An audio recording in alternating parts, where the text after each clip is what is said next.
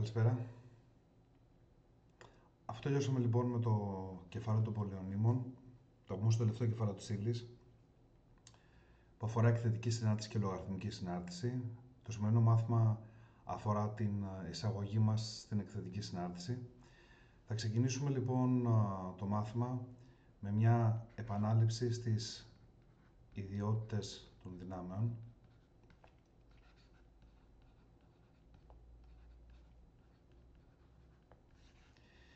Η πρώτη ιδιότητα, αυτά τα έχετε διδαχθεί στο παρελθόν, απλά παρόλα αυτά είναι πολύ χρήσιμες αυτές οι ιδιότητες και καλό θα να κάνουμε μια επανάληψη, θα τις θυμίσουμε τώρα μαζί.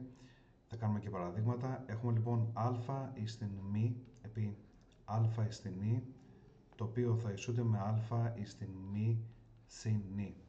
Εδώ λοιπόν έχουμε το γινόμενο δύο δυνάμεων με ίδια βάση και διαφορετικούς εκθέτες. Άρα τι κάνω εδώ, προσθέτω τους αντίστοιχους εκθέτες. Για παράδειγμα, χ τετράγωνο επί χ τρίτης, αυτό ισούται με χ εις την 2 συν 3, το οποίο κάνει χ πέμπτης.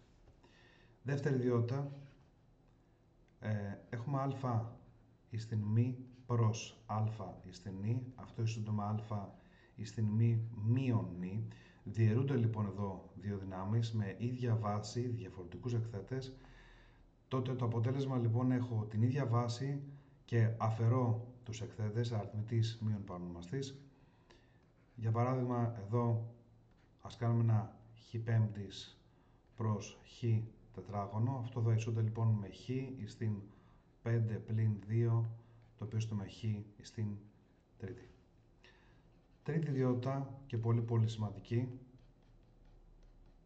θα χρησιμοποιηθεί στην παράγραφο της εκθετικής συνάρτησης. Θα έχουμε λοιπόν α εις την μη και όλο εις την η, το οποίο αυτή εδώ η ιδιότητα με τις σειράδες θα ισούται με α εις την μη επί νη. Ένα παράδειγμα εδώ, χ τετράγωνο και ας πούμε και όλο αυτό εις την πέμπτη, αυτό θα κάνει χ εις την 2 επί 5, το οποίο θα κάνει χ στη δεκάτη. Τέταρτη ιδιότητα, α επί β, το γινόμενο λοιπόν των δύο αυτών όρων, υψωμένο εις την η. Αυτό νομίζω είναι από τις πιο εύκολες ιδιότητες, είναι α στην η επί β στην η, νομίζω δεν χρειάζεται καν να κάνουμε παράδειγμα. Πέμπτη ιδιότητα, α προς β και όλο εις την η, το οποίο θα ισούται με α εις την η προς β στην η. Έκτη ιδιότητα. Εδώ λοιπόν θέλω να προσέξετε πάρα πολύ, διότι αυτή η ιδιότητα είναι πολύ σημαντική και πολύ χρήσιμη στην παράγραφο της εκθετικής συνάρτησης. Θα την εξηγήσουμε αναλυτικά. Λοιπόν, είναι α εις την πλην νη. Τι έχω λοιπόν? Έχω την βάση και έχω ένα πλην νη εκεί πάνω. Εδώ λοιπόν πριν πούμε με τι ισούται αυτή η ιδιότητα, θέλω να σκεφτείτε ποιος είναι ο αντίστροφος του αριθμού α. Ο αντίστροφος του αριθμού α είναι ο αριθμός τον οποίο πρέπει να πολλαπλασιαστεί ο α ώστε να προκύψει γινόμενο 1. Ο αντίστροφος λοιπόν του α είναι 1 προς α. 1 προς α λοιπόν και όλο εις την η, το οποίο είστε με 1 εις την η προς α εις την η. 1 όμως εις την η, τι σημαίνει αυτό? Σημαίνει 1 επί 1 επί 1 επί 1 επί 1 επί 1 επί 1 επί 1 επί 1 και πάει λέγοντας νη φορές. Αυτό λοιπόν κάνει 1 προς α εις την η. Πολύ βασική ιδιότητα και εδώ θα μείνουμε να κάνουμε δύο παραδείγματα. Χ στην πλην 2 λοιπόν κάνει λοιπόν 1 προς χ στο τετράγωνο. Ψ στην πλην 3 ισούται με 1 προς ψ στην τρίτη. Εντάξει. Και ας κάνουμε και ένα με πραγματικό αριθμό. 2 στην πλην 2. Αυτό κάνει λοιπόν 1 προς 2 στο τετράγωνο, το οποίο με τη σειρά του κάνει 1, 2 στο τετράγωνο κάνει 4. Αυτό θέλω να δώσετε πολύ μεγάλη προσοχή σε αυτά εδώ, διότι είναι σύνθες λάθος που κάνουν οι μαθητές, βλέπουν την αρνητική βάση εδώ και θεωρούν ότι το αποτέλεσμα θα προκύψει αρνητικό. Όχι. γιατί λόγω της ιδιότητας αυτής προκύπτει θετικός αριθμός. Εντάξει. Και μια τελευταία ιδιότητα που μοιάζει με την προηγούμενη είναι α προς β και όλο αυτό στην πλην νη. Σε πλήρη αντιστοιχεία με την προηγούμενη, θέλω να σκεφτείτε ποιος είναι ο αντίστροφος του α προς β. Είναι το β προς α, λοιπόν, και όλο αυτό υψωμένο στην νη, το οποίο ισούται με β στην νη προς α στην νη. Δηλαδή εδώ ουσιαστικά τι κάνει, περνάει ο εκθέτης, εντός αγωγικών το περνάει, και στον αριθμητή και στον πανονομαστή. Εντάξει. Λοιπόν, να προχωρήσουμε τώρα εδώ, μιας και νομίζω θυμηθήκαμε τις ιδιότητες των δυνάμεων. Στην εισαγωγή, στην επίσημη εισαγωγή μας στην εκθετική συνάρτηση, οι εκθετικές συναρτήσεις είναι αυτής της μορφής, F του Χ ίσον α στην Χ. Από εδώ και πέρα λοιπόν θα συναντάμε τέτοιου είδους συναρτήσεις. Να κάνω μια ανασκόπηση τώρα στο παρελθόν. Έχετε διδαχθεί σαν συναρτήσεις πολυόνομα, τις ρίζες. Κάναμε πριν 4-5 μήνες μαζί το ημίτονο, το συνημίτονο και την εφοδομένη σαν συνάρτηση, και η εκθετική συνάρτηση ουσιαστικά είναι η πρώτη τελευταία. Η τελευταία είναι ο λογάριθμος που έπεται. Η εκθετική λοιπόν είναι η πρώτη τελευταία συνάρτηση από τις βασικές συναρτήσεις, όπως ονομάζουμε στα μαθηματικά. Το λογάριθμο θα το δούμε σε λίγες μέρες από τώρα. Επιστρέφω λοιπόν στην εισαγωγή της εκθετικής συνάρτησης, F του Χ ίσον α στην Χ. Δηλαδή, για παράδειγμα, θα έχουμε συναρτήσεις τέτοιας μορφής και θα σχεδιάζουμε ή θα φτιάχνουμε πινακάκια τιμών 2 στην Χ. Δηλαδή θα έχω μια βάση και η ανεξάρτητη μεταβλητή θα είναι εδώ πάνω, θα είναι στον εκθέτη. Ωραία. Ή μια συνάρτηση G του Χ, το οποίο είναι με 3 στην Χ. Παρατηρώ, θέλω να παρατηρήσετε και πάλι ότι ουσιαστικά η βάση είναι ένας πραγματικός αριθμός και η ανεξάρτητη μεταβλητή μεταφέρεται στον εκθέτη. Έτσι. Γι' αυτό και ένα παράδειγμα, π.χ. η συνάρτηση τάφ του Χ ίσον Χ τετράγωνο δεν είναι εκθετική. Εντάξει. Θέλω να παρατηρήσετε λοιπόν ότι θέλω την ανεξάρτητη μεταβλητή εδώ ψηλά, στην δύναμη. Εντάξει. Χ τετράγωνο δεν είναι εκθετική συνάρτηση. Λοιπόν, αφού κάναμε μια μίνι εισαγωγή για την εκθετική συνάρτηση, που ουσιαστικά είναι οπτικό το ζήτημα το οποίο μόλις θέσαμε, πάμε λίγο, να το στήσουμε λίγο πιο μαθηματικά όλη αυτή τη διαδικασία. Ουσιαστικά λοιπόν η συνάρτηση εκθετική λαμβάνει Χ και παράγει F του Χ, τα οποία στην παρούσα φάση θα είναι της μορφής α στην Χ. Ουσιαστικά δηλαδή θα έχω ένα συννεφάκι εδώ και ένα άλλο συννεφάκι, το οποίο είναι δύο σύνολα αυτά εδώ. Αυτό θα είναι το πεδίο ορισμού της συνάρτησης.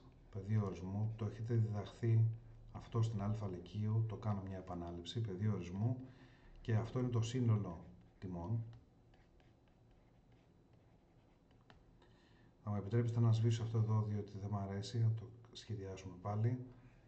Έχουμε λοιπόν ένα σύνολο τιμών και το πεδίο ορισμού. Το πεδίο ορισμού είναι όλες οι δυνατές τιμές του Χ που μπορεί να λάβει η συνάρτηση, και το σύνολο τιμών είναι τιμές που παράγει η συνάρτηση, που δημιουργεί. Ουσιαστικά δηλαδή τι κάνει η συνάρτηση, όλες οι συναρτήσεις, αλλά και αυτή η δικιά μας που μελετάμε τώρα, παίρνει ένα Χ από το πεδίο ορισμού και το στέλνει στο σύνολο τιμών. Παίρνει λοιπόν, ας πούμε, το Χ1 και το στέλνει στο α στην Χ1. Παίρνει το πλην 1 και το στέλνει στο α στην πλην 1. Η θεώρηση που κάνουμε τώρα είναι θεωρητική. Εκείνο το α που βλέπετε στο σύνολο τιμών θα είναι γνωστό, όπως και προηγουμένως, θα είναι το 2, θα είναι το 3, θα είναι διάφοροι αριθμοί, θα τα πούμε στην πορεία. Εντάξει. Τώρα λοιπόν να προχωρήσουμε λίγο παρακάτω και να συζητήσουμε για δύο πιθανές περιπτώσεις. Έχουμε λοιπόν η πρώτη περίπτωση, όταν η βάση της εκθετικής συνάρτησης, δηλαδή εκείνο το α δηλαδή, είναι μεγαλύτερο το 1. Ενώ η δεύτερη περίπτωση είναι όταν το α βρίσκεται μεταξύ του 1 και του 0. Στο διάστημα λοιπόν 0-1, αυτό μπορούμε να το γράψουμε και λίγο διαφορετικά, λίγο πιο επιστημονικά, ας πούμε επιτραπεί η έκφραση.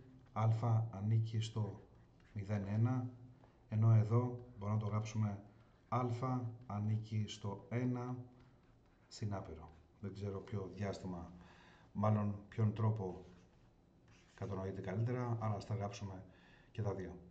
Εδώ λοιπόν, πριν συζητήσουμε για τις διαφορετικές ιδιότητες που έχουν αυτές οι δύο συναρτήσεις, αυτοί οι δύο τύποι συναρτήσεων, αυτοί οι δύο τύποι εκθετικών, ας κάνουμε ένα παράδειγμα για να καταλάβετε τι διαφορά έχουν αυτές οι δύο. Στην περίπτωση λοιπόν που η βάση μου είναι μεγαλύτερη του 1, θέλω τη βάση μου να είναι πιο μεγάλη από το 1. Δηλαδή 2 στην χ.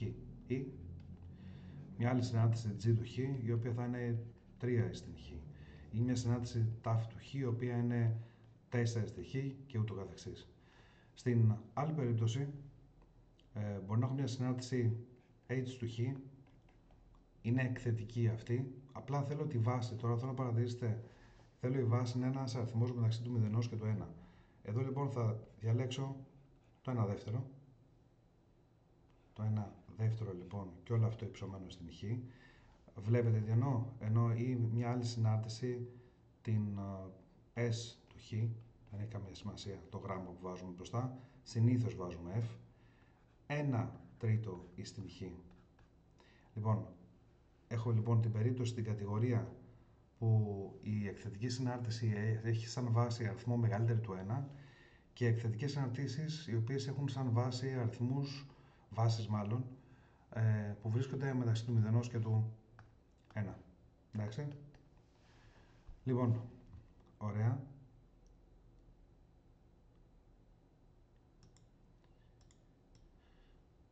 Τώρα,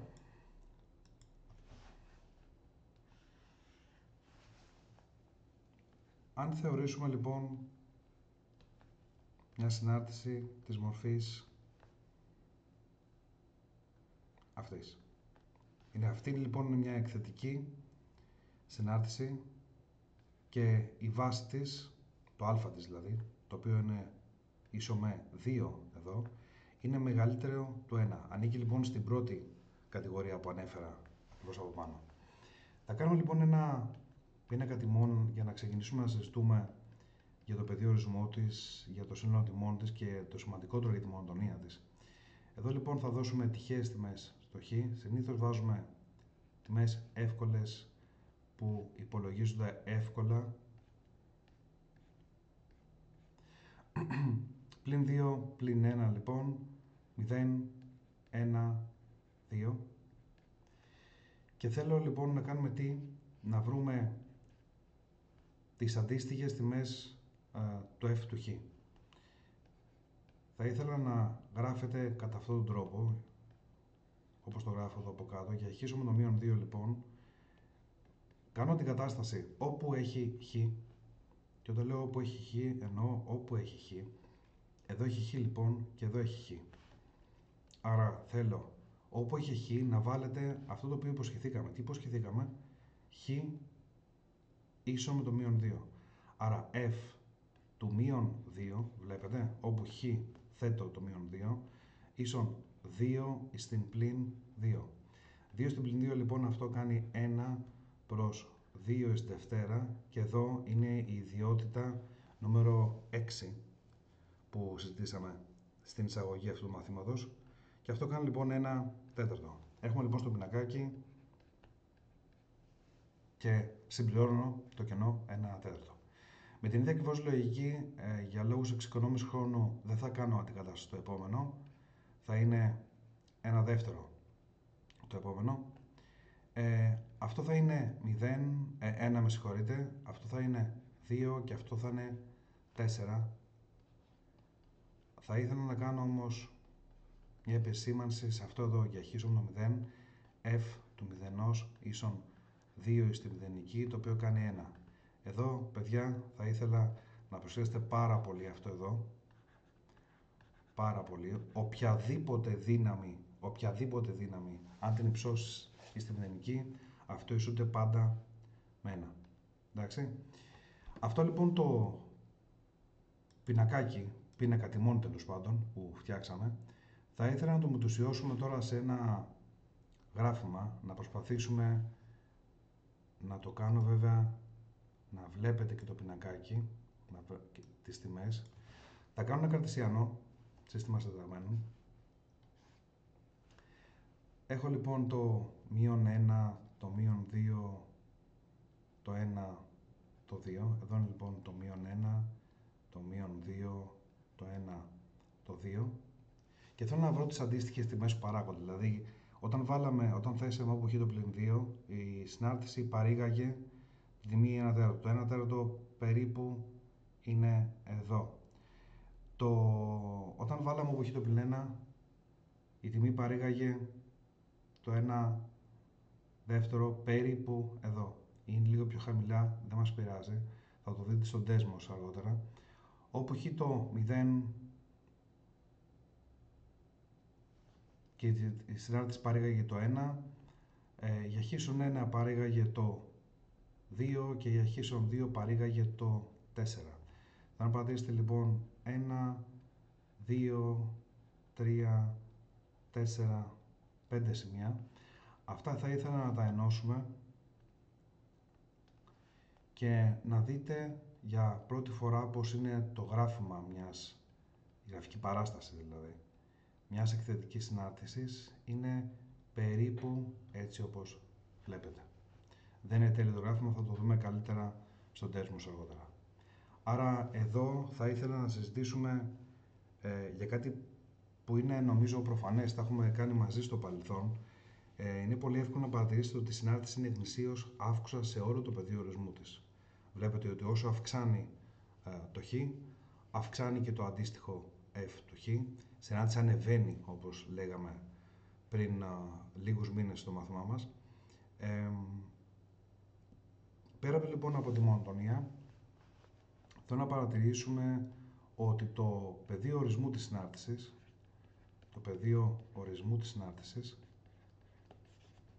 δηλαδή οι δυνατές τιμές του χ που μπορεί να λάβει η συνάρτηση, είναι όλο το σύνολο των πραγματικών αριθμών. Και εδώ θα ήθελα να κάνουμε κάτι που συνήθως δυσκολεύει τους μαθητές. Θα ήθελα να καταλάβετε την έννοια του πεδίου ορισμού, να κάνουμε ουσιαστικά προβολές. Κάθε σημείο της γραφικής παράστασης να το προβάλλουμε στον άξονα. Κάθε σημείο. Άρα αν φέρω κάθετες από κάθε σημείο της γραφικής παράστασης, θέλω να παρατηρήσετε ότι ουσιαστικά θα ζωγραφιστεί όλος ο άξονας των πραγματικών αριθμών, γι' αυτό και το πεδίο ορισμού είναι όλο το R. Τώρα, για το σύνολο τιμών,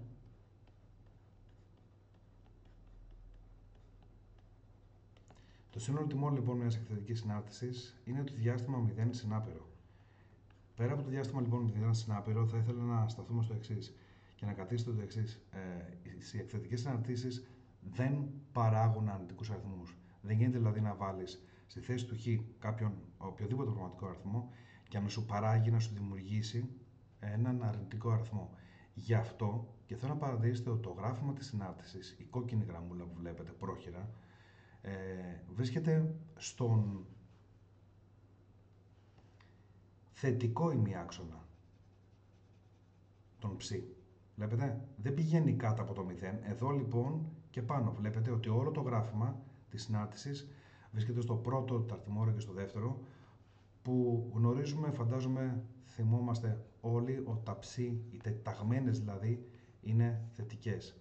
Και αφού οι τεταγμένες είναι θετικές, και τα f του χ συνεπώς θα είναι θετικά. Γι' αυτό και το σύνολο τιμών της συνάρτησης, της εκθετικής συνάρτησης, είναι το 0 συνάπερο. Εντάξει. Λοιπόν, ας προχωρήσουμε τώρα λοιπόν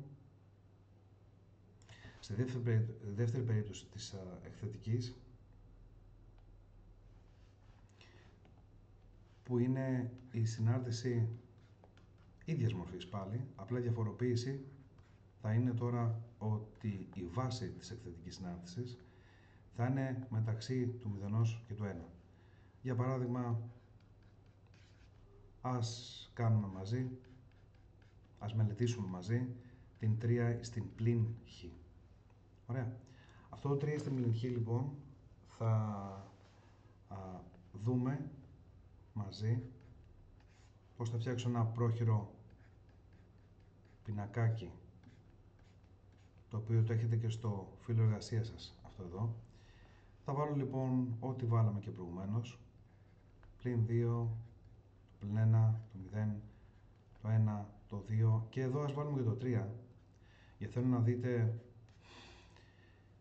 κάτι πολύ σημαντικό στην εκθετική συνάρτηση, πόσο γρήγορα αυξάνεται αυτή και η ουσία γενικότερα αυτής της παραγράφου. Να δείτε, καταλάβετε σαν μαθητές πόσο γρήγορα αυξάνεται η εκθετική συνάρτηση, ο εκθετικός ρυθμός, η εκθετική εξάπλωση ενός φυσικού φαινομένου. Και ό,τι κάναμε και προηγουμένως θα βάλουμε για χ ισομετό πλην 2, άρα το f του πλην 2 θα ισούται με 3. Δώστε προσοχή, βάζω όπου χ το πλην 2, άρα είναι πλην το πλην 2, άρα 3 μείον το μείον 2, το αντίθετος λοιπόν αριθμός του μείον 2 είναι αριθμός 2, αυτό λοιπόν ισούται με 9. Εδώ λοιπόν αυτό κάνει 9. Για χ με το πλην 1, το f του πλην 1 θα είναι λοιπόν 3 στην πλην 1, άρα 3 στην πρώτη, άρα 3. Θέλω να πατήσετε λοιπόν τώρα στην εκκίνηση της διαδικασίας ότι οι αριθμοί που παράγει η συνάρτηση τώρα πέφτουν. Βλέπετε, από το 9 πήγα στο 3. Είπαμε οποιαδήποτε δύναμη στη μηδενική ισούται με 1, συνεχίζει να πέφτει, βλέπετε. Και θα πάω εδώ τώρα για χ ίσον 1, το f το 1 ισούται με το 3 στην πλην 1 και αυτό είπαμε από την ιδιότητα που συζητήσαμε, αυτό κάνει 1 τρίτο. Συνεχίζουν να πέφτουν τιμές της συνάρτησης. Αυτό με κάνει μετά με τη σειρά του, για λόγους εξοικονόμησης χρόνου δεν θα το κάνω, αυτό κάνει 1 ένατο και αυτό είναι 1/27. Άρα μια βασική διαφορά θα να παρατηρήσετε αυτής εδώ της μορφής είναι ότι οι τιμές φθήνουν, πέφτουν. Αυτά λοιπόν, μια στιγμή θέλω να βλέπετε και το πινακάκι και το γράφημα που ετοιμάζομαι να σχεδιάσω. Λοιπόν, θα σχεδιάσω το καρτεσιανό, το πλην 1, το πλην 2, το 0, 1, 2, 3. Για χ το πλην 2 η συνάντηση παράγει τον αριθμό 9, είναι αρκετά ψηλά, ας το βάλουμε εδώ πάνω. Στο πλην 1 πέφτει περίπου στο 3, είναι κάπου εδώ. Στο 0 είναι το 1, περίπου εδώ. Στο 1 πέφτει αρκετά χαμηλά, στο 1 τρίτο. Πολύ χαμηλά και ακόμα πιο χαμηλά, το οποίο είναι πολύ δύσκολο να ζωγραφίσω, να σχεδιάσω, γιατί είναι το 1/27. Δεν έχει σημασία ούτως ή άλλως, γιατί θέλω να παρατηρήσετε ότι προσπαθώντας να ενώσουμε αυτά τα σημεία, προκύπτει πάλι μια καμπύλη, η οποία όμως είναι διαφορετική από την προηγούμενη. Με την ειδοποιώ διαφορά ότι η συνάρτηση αυτή τη φορά η f είναι γνησίως φθήνουσα στο πεδίο ορισμού της. Το οποίο το πεδίο ορισμού της είναι όλο το R πάλι. Η βασική διαφορά λοιπόν είναι αυτή εδώ. Όταν το α βρίσκεται μεταξύ του 0 και του 1, η συνάρτηση είναι γνησίως φθήνουσα. Ενώ να υπενθυμίσω ότι όταν η βάση της εκθετικής είναι μεγαλύτερη το 1, η συνάρτηση είναι γνησίως αύξουσα. Και αυτός είναι ο σκοπός, ένας από τους σκοπούς του μαθήματος, να καταλάβετε πότε μια συνάρτηση, παρατηρώντας μια εκθετική, πότε είναι γνησίως αύξουσα ή πότε είναι γνησίως φθήνουσα. Μην κάνουμε ξεκινώντας να κάνετε πινακάκι. Κατευθείαν δηλαδή, από τη βάση μπορούμε να καταλάβουμε αν είναι αύξουσα, γνησίως αύξουσα ή γνησίως φθήνουσα η συνάρτηση. Το πεδίο ορισμού εξακολουθεί το DF, όπως θα το μάθουμε στην γάμα λυκείου, είναι το πλην άπειρο συνάπειρο, δηλαδή η εκθετική και αυτή εδώ μπορεί να πάρει όλες τις δυνατές τιμές του χ, δηλαδή στο σύνολο των πραγματικών αριθμών, το πλην άπειρο συνάπειρο. Και πάλι όμως, θέλω να παρατηρήσετε το ότι και αυτή η εκθετική και αυτή η μορφή εκθετικής παράγει πάλι μόνο θετικά ψ, βλέπετε, μόνο θετικά ψ. Γι' αυτό και το σύνολο τιμών της, θα το γράψω f του df, είναι κάτι που συνηθίζουμε στη γάμα λυκείου, αλλά δεν πειράζει, είναι το 0 συνάπειρο. Πάλι όπως και στην προηγούμενη, δηλαδή παράγει μόνο θετικές τιμές στο ψ. Το f του χ, το ψ λοιπόν, είναι πάντοτε θετικά και δεν κάνουν 0. Κάτι που ξέχασα να αναφέρω στην προηγούμενη μορφή είναι ότι οι εκθετικές συναρτήσεις έχουν, όπως λέμε, οριζόντια ασύμπτωτη. Τι είναι η οριζόντια ασύμπτωτη? Η γραμμή, θέλω να παρατηρήσετε ότι πέφτει, τείνει να αγγίξει τον άξονα χ τόνος, δεν τον αγγίζει όμως, γι' αυτό και λέμε ότι κινείται ασυμπτωτικά. Η συγκεκριμένη κινείται ασυμπτωτικά προς τον δεξί, προς τον θετικό ημιάξονα των χ, πάει να αγγίξει τον άξονα χ, δεν τον αγγίζει όμως, ενώ στην προηγούμενη περίπτωση, να δείξω το γράφημα, η συνάρτηση βλέπετε εδώ ότι τείνει να αγγίξει τον αρνητικό ημιάξονα των χ, βλέπετε την κίνηση που κάνει ο δρομέας, τείνει να αγγίξει τον αρνητικό ημιάξονα των χ, δεν τον αγγίζει όμως, γι' αυτό και λέμε ότι τείνει προς το 0, γι' αυτό και έχει οριζόντια ασύμπτωτη στο πλην άπειρο. Κάτι βέβαια που δεν θα συναντήσετε σαν μαθές γάμα λυκείου στο ΕΠΑΛ, τις οριζόντιες ασύμπτωτες εννοώ, άρα δεν έχει σημασία, νομίζω ότι μπορείτε να καταλάβετε γεωμετρικά αυτό που συζητήσαμε. Ωραία. Τώρα, θα κάνω μια μετάβαση στο δέσμος τώρα, το οποίο το θυμάστε από τις μετατοπίσεις που κάναμε στα μήτωνα, στα συνημήτωνα και τις εφατωμένες.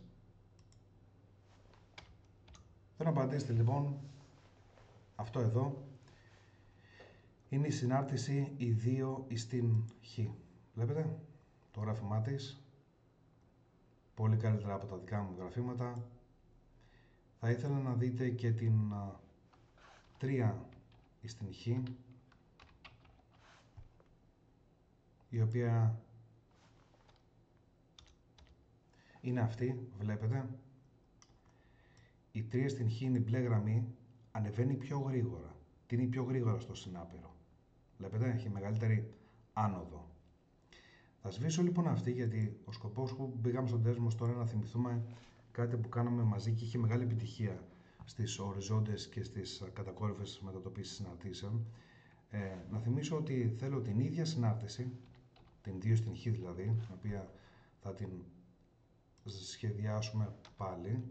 Απλά αυτή τη φορά θα τη μετατοπίσουμε, θα ζητήσω λοιπόν να τη μετατοπίσουμε κατά μία μονάδα προς τα πάνω. Δεν θα βάλω το συν ακόμα, το συν 1. Θέλω να σκεφτείτε λοιπόν σε αυτό το σημείο η κόκκινη γραμμή. Θα λοιπόν στην κόκκινη γραμμή μετατοπιστεί μία μονάδα προς τα πάνω. Μία μονάδα προς τα πάνω, αλλά πρέπει να προσθέσω εκείνο το συν 1.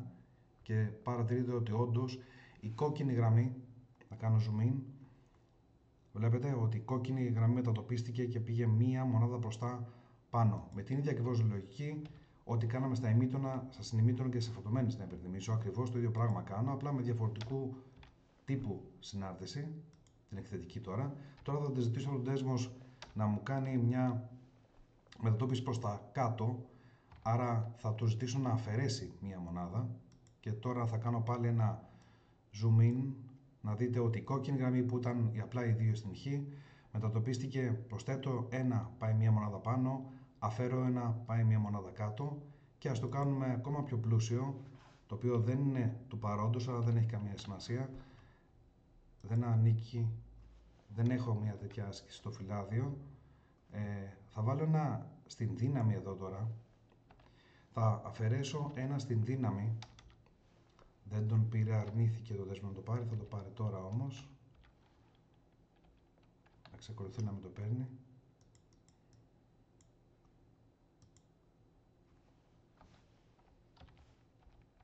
Ας το δοκιμάσουμε με παρενθέσεις λοιπόν, τώρα θα το πάρει. Και να σβήσω τη μετατόπιση προς τα κάτω και τη μετατόπιση προς τα πάνω. Και τώρα αυτό το οποίο συνέβη είναι μετατοπίστηκε η 2 στην χ, μετατοπίστηκε κατά μία μονάδα προς τα δεξιά, ενώ με την ίδια ακριβώς λογική τώρα θα του ζητήσω να κάνει μετατόπιση προς τα αριστερά.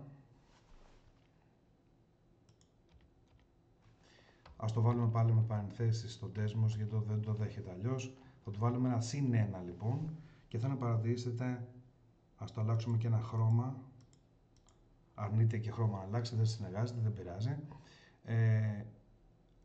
Οι 2 στην χ πλην 1 λοιπόν είναι η συνάρτηση εκθετική, η οποία μετατοπίστηκε μία μονάδα προς τα δεξιά, και οι 2 στην χ συν 1 είναι η εκθετική συνάρτηση που μετατοπίστηκε κατά μία μονάδα προς τα αριστερά. Πολύ ωραία. Ας γυρίσουμε λοιπόν στο whiteboard και θα ήθελα να συζητήσουμε τώρα κάτι τελευταίο, κάτι θεωρητικό, τον νόμο της εκθετικής μεταβολής. Νόμος λοιπόν της εκθετικής μεταβολής. Ο νόμος της εκθετικής μεταβολής είναι της μορφής Q του ταφ ίσον Q του ταφ 0 επί E στην C επί ταφ. Οπτικά καταλαβαίνω ότι σας φαίνεται λίγο ιδιαίτερο, λίγο περίεργο αυτό το οποίο γράφω. Κάντε λίγο υπομονή για να εξηγήσουμε. Η βασική διαφορά που υπάρχει είναι ότι έχουμε, αντί για χ, έχω σταματήσει να χρησιμοποιώ χ σαν ανεξάρτητο μεταβλητή και έχουμε κάνει μετάβαση σε ανεξάρτητο μεταβλητή ταφ. Χρησιμοποιούμε ταφ γιατί από την λέξη time, που είναι ο χρόνος. Ο νόμος εκθετικής μεταβολής γενικότερα αφορά φυσικά μεγέθη και σκεφτόμαστε και να ορίσουμε ένα φυσικό μέγεθος που μεταβάλλεται με το χρόνο. Γι' αυτό και έχω ανεξάρτητη μεταβλητή τον χρόνο και όχι απλά ένα χ. Και ακριβώς επειδή έχω σαν ανεξάρτητη μεταβλητή τον χρόνο, στα γραφήματα που αφορούν προβλήματα με εκθετική μεταβολή, θα παρατηρήσετε ότι το ταφ είναι μεγαλύτερο ή ίσο του μηδενόστου. Δηλαδή δεν παίρνει καθόλου αρνητικές τιμές. Γιατί δεν παίρνει αρνητικές τιμές? Προφανώς δεν μπορώ να μιλάω για αρνητικό χρόνο. Δηλαδή συζητάω για την εξέλιξη ενός φαινομένου μετά από μία ώρα, μετά από 2 ώρες ή μετά από μία μέρα ή μετά από ένα μήνα. Εντάξει. Λοιπόν, το Q ταφ 0, είναι η αρχική τιμή. Η αρχική τιμή λοιπόν τι είναι? Η αρχική τιμή είναι η τιμή του μεγέθους το οποίο εξετάζουμε, πότε? Όταν το ταφ είναι ίσο με το 0, δηλαδή όταν ξεκινάει η όλη διαδικασία. Εντάξει. Εκείνο το E που βλέπετε εκεί είναι από τις διασημότερες, αν όχι η διασημότερη μαθηματική σταθερά. Έχετε δει ως τώρα μόνο το π, το 3,14 εννοώ. Το E είναι μια εκθετική συνάρτηση, E στην χ. Είναι μια εκθετική συνάρτηση η οποία έχει σαν βάση τον αριθμό E, που αυτός ο αριθμός E ισούται με 2,72 περίπου, και η αλήθεια είναι ότι οι απόψεις δίστανται για το πώς πήρε το όνομά της αυτή η συγκεκριμένη εκθετική, αυτός ο μαγικός αριθμός 2,72. Οι απόψεις λένε, ας σας το πω, είναι εγκυκλοπαιδικό αυτό το οποίο θα πω, αλλά δεν έχει καμία σημασία. Προέρχεται από την αγγλική λέξη exponential, άρα πήραν το E και είπαν αυτή εδώ την εκθετική, αυτόν τον αριθμό E από το exponential ή από τον διάσημο ελβετό μαθηματικό Euler, γι' αυτό και πήραν το E. Anyway, δεν έχει καμία σημασία. Να γυρίσουμε λοιπόν ότι αυτό είναι μια απλά εκθετική, με σαν βάση αυτή η εκθετική έχει το 2,72 και εκείνο το C, για να κλείσουμε τη σημερινή παρουσίαση, αν το C είναι θετικός αριθμός, τότε μιλάμε για μια εκθετική αύξηση, ενώ αν το C είναι αρνητικό, μιλάμε για μια εκθετική απόσβεση. Απόσβεση σημαίνει σβήνει, πέφτει, μειώνεται. Εκθετική αύξηση λοιπόν, εκθετική απόσβεση. Άρα αν κάνω ένα γρήγορο παράδειγμα για ένα φαινόμενο που μελετάμε, το οποίο το ονομάζουμε π του τάφ, δεν έχει καμία σημασία πώς το ονομάζουμε, π του τάφ 0 λοιπόν επί E εις την 2 επί τάφ. Αν μας δώσουν λοιπόν ότι το φυσικό φαινόμενο λοιπόν το οποίο εξετάζουμε, το οποίο μπορεί να είναι η ραγδαιότητα μιας βροχόπτωσης, ας πούμε, και μας δώσουν λοιπόν ότι δίνεται από αυτήν εδώ την σχέση η ραγδαιότητα της βροχόπτωσης, θέλω να παρατηρήσετε ότι το C εδώ είναι ίσο με το 2, το βλέπετε, το C λοιπόν κάνει 2, μεταβάλλεται με τον χρόνο και αυτό εδώ είναι η τιμή, την χρονική στιγμή τάφ ίσο με το 0. Άρα ουσιαστικά για να το συνδέσουμε με τη βροχόπτωση που ανέφερα προηγουμένως, θα μπορούμε να έχουμε ένα βροχόμετρο. Σκεφτείτε ότι έχουμε ένα βροχόμετρο λοιπόν, το οποίο έχει μετρήσει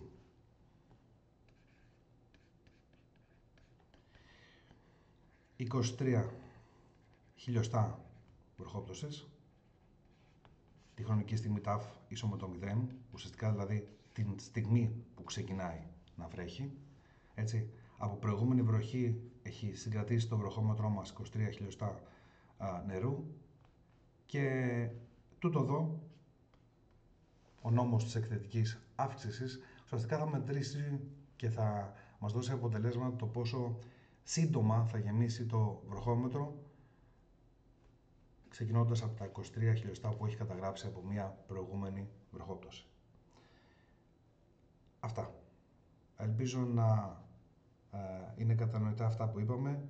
Το βίντεο αυτό θα το ανεβάσω στο e-class, μέσω του YouTube όμως, θα ανέβει στο πρώτο στο YouTube, γιατί το e-class δεν μπορεί να υποστηρίξει βίντεο πάνω από 50 MB, οπότε θα ανέβει στο YouTube, στο κανάλι μου, και θα λάβετε στο σύνδεσμο στο e-class, ώστε να μπορείτε να το χρησιμοποιήσετε είτε πριν γίνει η παρουσίαση, είτε κατόπιν της παρουσίασης, για σαν επανάληψη. Σας ευχαριστώ.